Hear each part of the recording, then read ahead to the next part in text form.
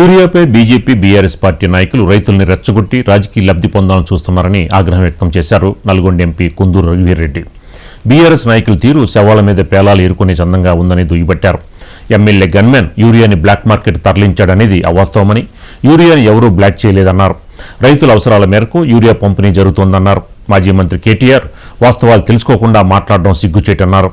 చైనాతో భారత్ సంబంధాలు దెబ్బతినడంతో 2 వారాల క్రితం వరకు యూరియా దిగుమతులు లేక ఇబ్బంది కలిగిందన్నారు. కానీ ప్రస్తుతం చైనా నుంచి మళ్లీ యూరియా వస్తుండటంతో సమస్య పరిష్కారమైందన్నారు.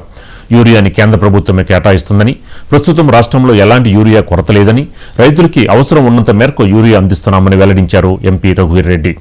యూరియా బ్లాక్ మార్కెట్ తరలించినా, అధిక ధరలకు విక్రయించినా పీడీ యాక్ట్ కింద కేసులు పెట్టాలని అధికారులకి ఎంపీ రఘువీర్రెడ్డి సూచించారు.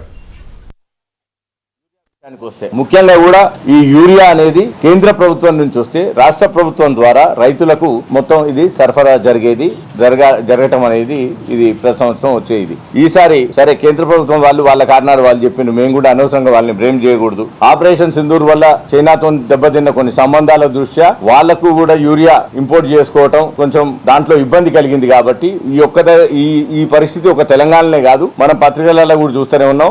మన పక్కనే ఉన్న ఆంధ్రప్రదేశ్, అక్కడ ఇంకా భాగస్వామ్య పార్టీ బీజేపీ కూడా అక్కడ కూడా ఇలాంటి పరిస్థితి ఉంది. మొన్న జగన్మోహన్ రెడ్డి గారు కూడా ఒక ప్రెస్ మీట్ నిర్వహించి కుప్పంలో కూడా క్యూ లైన్లు ఉన్నాయి చంద్రబాబు గారి కాన్స్టిట్యున్సీలో అని చెప్పడం జరిగింది. అట్లా ఒక ఆంధ్రప్రదేశ్ అనే కాదు, ఆంధ్రప్రదేశ్, కర్ణాటక, మిగిలిన బీజేపీ పాలిత రాష్ట్రాలు కానీ ఎక్కడైనా కానీ కొంత ఆలస్యం జరిగిన మాట వాస్తవం. కాబట్టి కొంత ఇబ్బంది రైతులు ఎదుర్కొన్న మాట కూడా వాస్తవం.